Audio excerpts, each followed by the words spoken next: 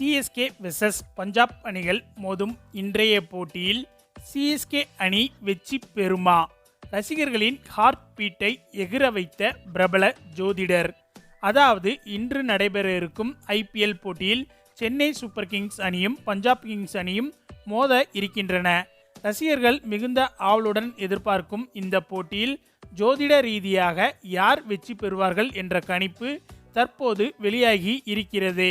அதாவது இந்த இரு அணிகளின் தற்போதைய கேப்டன்களான ருத்ராஜ் கெய்க்வாட் மற்றும் ஸ்ரேயஸ் ஐயர் இவர்கள் இருவரின் ராசி மற்றும் கிரக நிலைகளை வைத்து இன்றைய தினம் யாருக்கு அதிர்ஷ்டம் நிறைந்த நாளாக இருக்கப் போகிறது என்பதை பார்க்கலாம். ருத்ராஜ் கெய்க்வாட்டின் ராசி கும்பம். சனி பகவான் இவருடைய ஜனன ராசிக்கு அதிபதி. இவர் சனியின் கட்டுப்பாட்டில் உள்ளவர் என்பதால் மிகுந்த பொறுமையும் சிறப்பான செயல்முறையும் கொண்டிருப்பவர். மேலும் கடந்த சில நாட்களாக இவரது ஆட்டத்திலும் தலைமையிலும் தெளிவும் நிதானமும் இருந்தாலும் வெற்றி என்பது இவருக்கு கைகூடவில்லை. அதே போல பஞ்சாப் அணி கேப்டன் ஸ்ரேயஸ் ஐயரின் ராசி தனுசு. தனுசு ராசிக்கு அதிபதி குரு பகவான். இதனால் ஸ்ரேயஸ் ஐயர் அதிக ஆர்வமும் நேர்மையும் கொண்ட ஒரு தலைவர். இவரது சமீபத்திய ஆட்டங்களில் இவருக்கு பக்கபலத்தால் ஏற்பட்ட சில தடைகளும் காயங்களும் இருந்தாலும் வெற்றி என்பது இவர் வசம்தான் இருந்தது.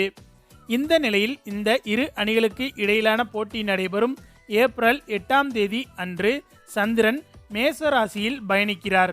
இது ருத்ராஜின் கும்பராசிக்கு 3வது இடமாக அமைவது மிகவும் சிறப்பான விஷயமாகும். 3வது இடமான பராக்கிரம ஸ்தானத்தில் சந்திரன் இருப்பது ஒருவருக்கு துணிச்சலையும் வெற்றியை நோக்கி முன்னேறும் ஆற்றலையும் தரும் என்பது குறிப்பிடத்தக்கது.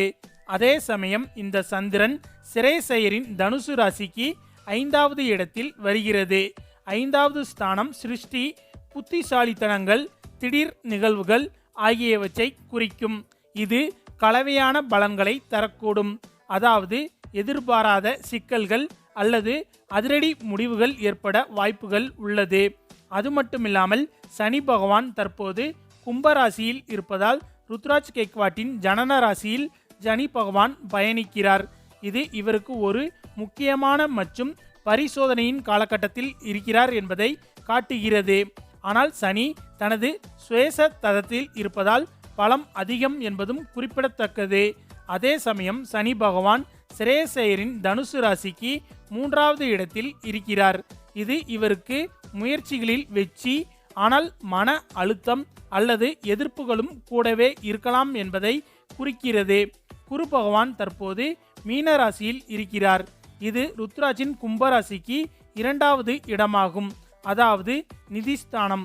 இது பொருளாதார மற்றும் ஆதாய வாய்ப்புகளில் உயர்வு தரும். மேலும் இவர் எடுக்கும் ஒவ்வொரு முடிவும் அணிக்கு பலனளிக்கும். இதே குரு பகவான் ஸ்ரேயஸ் ஐயரின் தனுசு ராசிக்கு 4வது இடத்தில் இருக்கிறார். இது குடும்ப சூழ்நிலைகள் மற்றும் மன அமைதி தொடர்பான பலன்களை வழங்கும். ஆனால் களத்தில் நேரடியாக பலனளிக்க வாய்ப்புகள் குறைவாகவே உள்ளது. மேலும் செவ்வாய் பகவான் மேச ராசியில் இருக்கிறார். ருத்ராஜின் கும்பராசிக்கு இது 3வது ஸ்தானம். மிக சிறந்த ஸ்தானம்.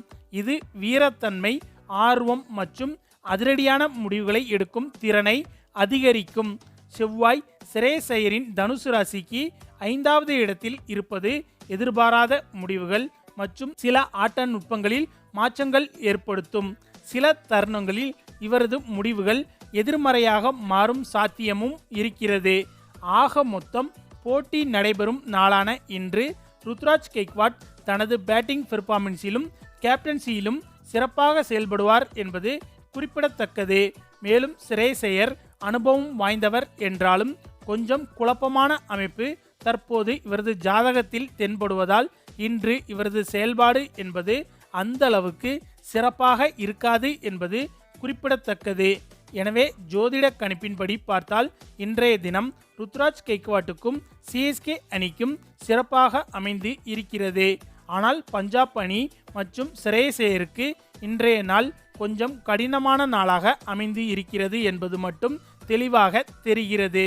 ஓகே ஃப்ரெண்ட்ஸ், ஜோதிட கணிப்புகள் ஒருபுறம் இருந்தாலும் இந்த இரு அணிகளின் திறமையை வைத்து பார்க்கும்போது இன்றைய போட்டியில் யார் வெற்றி பெறுவார்கள் என்பது பற்றி உங்களுடைய கருத்துக்களையும் மறக்காமல் கமெண்டில் சொல்லுங்கள். மேலும் இந்த வீடியோ பிடிச்சிருந்தா லைக் அண்ட் ஷேர் பண்ணுங்கள். நம்ம சேனல் சப்ஸ்கிரைப் பண்ணுங்கள். கூடவே பெல் பட்டனையும் கிளிக் பண்ணுங்கள். தேங்க்ஸ் ஃபார் வாட்சிங்.